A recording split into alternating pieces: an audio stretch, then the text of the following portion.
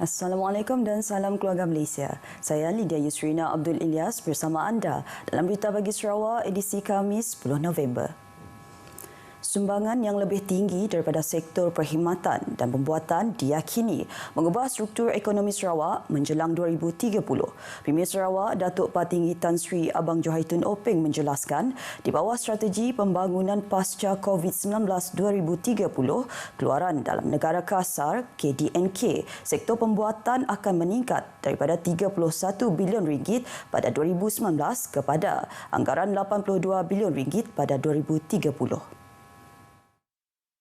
Datuk Patinggi Tan Sri Abang Johari menambah jumlah tersebut akan membentuk kira-kira 29% daripada jumlah KDNK Sarawak dengan tumpuan diberikan pada penstrukturan semula dan mempelbagaikan ekonomi serta menjadi industri bernilai tinggi selain mewujudkan masyarakat yang berkembang maju didorong oleh data dan inovasi. Ini katanya termasuk kerjasama rapat dengan penggiat industri dan pihak berkepentingan untuk komited kepada aktiviti nilai tambah yang lebih tinggi.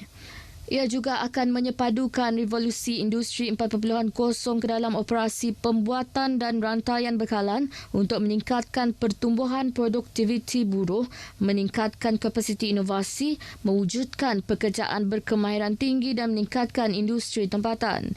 Beliau berkata demikian pada pelancaran SMD Semiconductor yang juga dikenali sebagai Sarawak Microelectronics Design dan menandatangani perjanjian perkhidmatan rangka kerja bersama Melexis Technologies NV Belgium di Tegas Digital Village di zon perindustrian Samajaya Kuching.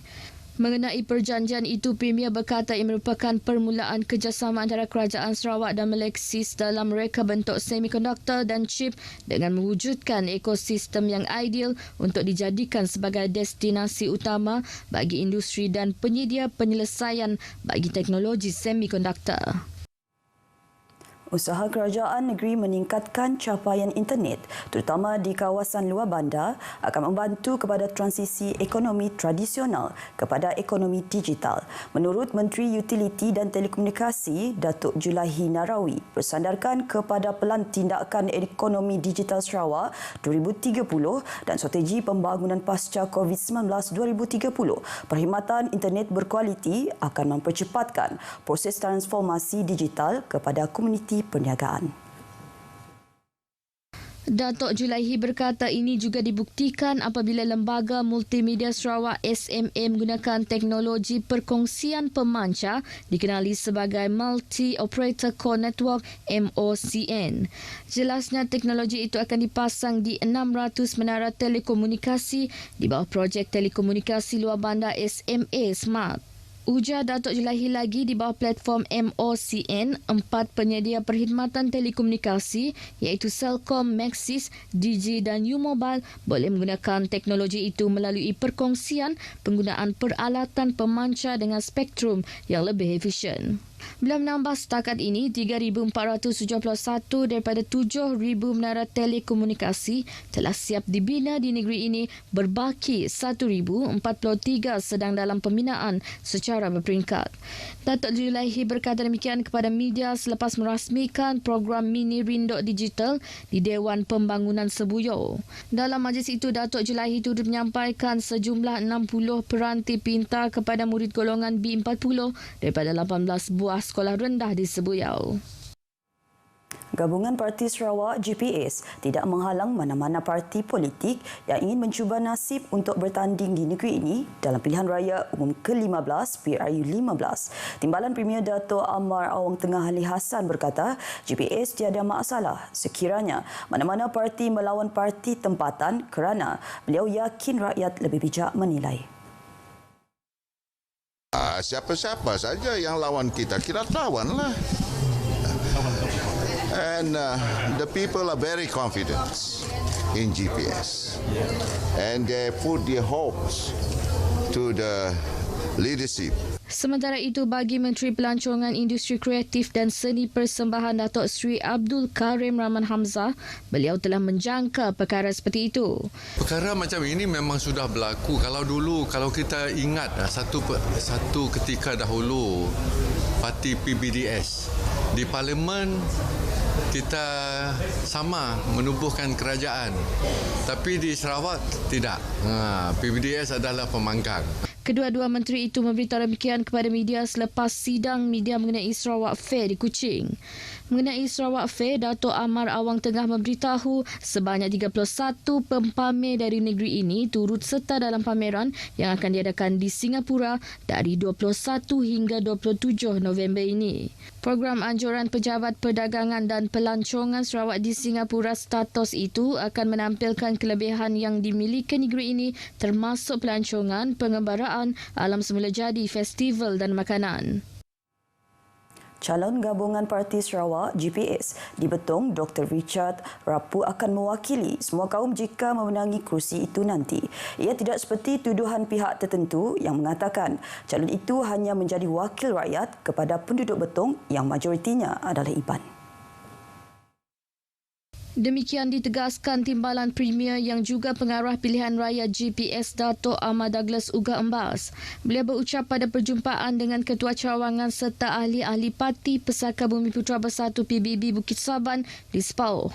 Dato' Ahmad Douglas yakin Dr. Richard akan berkhidmat dengan adil kepada semua memandangkan calon itu telah lama bersama dengan beliau sepanjang menjadi ahli Parlimen Betong seterusnya mewakili penduduk Bukit Saban. Oleh itu, beliau berharap pengundi dari kaum lain tidak harus berasa takut atau bimbang dengan tuduhan sedemikian. Dr. Richard merupakan salah seorang daripada 14 muka baharu yang ditampilkan oleh GPS pada pilihan raya umum kali ini. Raikan keterangkuman. Raikan Kesejahteraan. Raikan Perpaduan. Raikan keluarga Malaysia. Kita teguh bersama. Kita teguh bersama. Kita teguh bersama. Kita teguh bersama.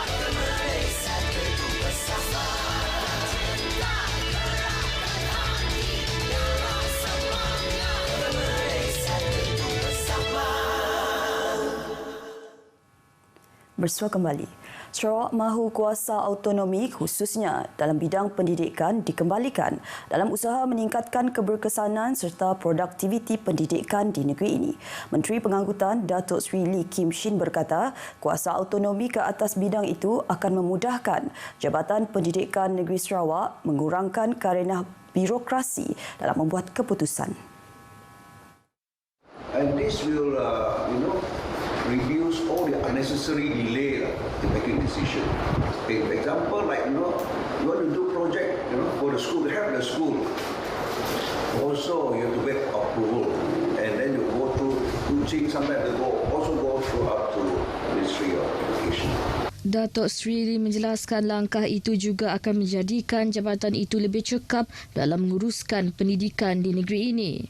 Beliau berkata demikian dalam sidang media di Bilik Operasi Gabungan Parti Sarawak GPS di Piasau, Miri. Tambahnya, kuasa autonomi ke atas sektor kesihatan juga perlu dilihat penting dan dikembalikan kepada Sarawak. Jabatan Kastam Diraja Malaysia JKDM Sarawak berjaya menumpaskan cubaan mengedar dadah berbagai jenis bernilai 1.15 juta ringgit melalui beberapa opus sepadu Sukatan Jalan Raya SJR di Jalan Seri Kesri Aman sepanjang tempoh 26 September hingga 9 Oktober lepas. Pengarah Kastam Sarawak Dr. Ahmad Taufik Sulaiman dalam kenyataan media memaklumkan kebanyakan dadah yang ditemui dibungkus dalam bungkusan kargo bersaiz kecil serta menggunakan paket makanan dipercayai untuk mengaburi mata pihak berkuasa dan telah dirampas dalam 10 kes berlainan. Menurut Dr. Ahmad Taufik, jumlah rampasan terbanyak telah melibatkan 100 paket jus Master dalam bentuk serbuk yang disyaki campuran dadah jenis ketamin bernilai RM384,700 yang dirampas dalam satu operasi pada 26 September.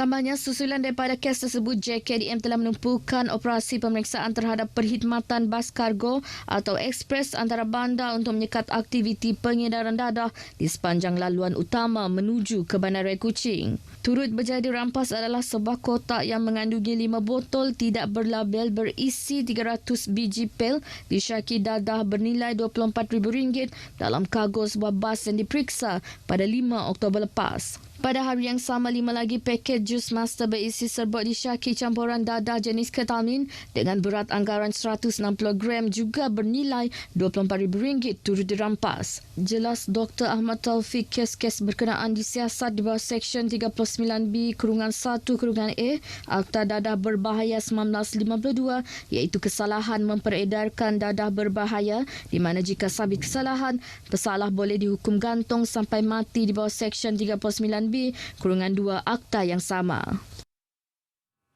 Polis Sarawak mengesahkan menerima 3 laporan berkaitan kempen pilihan raya umum ke-15 PRU 15 pada Selasa. Menerusi kenyataan media jurucakap media PRU 15, Superintendent Douglas Nyeging Taung memaklumkan kes pertama melibatkan kesalahan melakukan khianat dengan merosakkan bendera sebuah parti politik di daerah Seriki. Superintendent Douglas berkata kes tersebut disiasat di bawah Seksyen 427 Kanun Keseksaan. Sementara itu, beliau turut mengesahkan 2 lagi laporan telah dibuat oleh Majlis Bandaraya Kuching Selatan. Laporan-laporan tersebut melibatkan tindakan menurunkan banner di Jalan Padungan kerana melanggar syarat dan peraturan yang telah ditetapkan selain tindakan menurunkan bendera sebuah parti politik di Jalan Kampung Gersik kerana dipasang di kawasan yang mana parti tersebut tidak bertanding. Jelasnya, kedua-dua kejadian yang berlaku di daerah Kuching telah dirujuk kepada Suruhanjaya Pilihan Raya untuk tindakan lanjut. Dalam pada itu, polis juga telah meluluskan sebanyak 146 permit ceramah dan kempen kepada parti-parti politik di seluruh negeri pada Selasa. Paparan itu tadi mengakhiri berita pagi Sarawak edisi Khamis 10 November. Dapatkan perkembangan sahih sepanjang masa melalui portal berita.rtm.gov.my. Saya Lydia Yusrina Abdul Ilyas. Hingga berjumpa lagi. Salam keluarga Malaysia.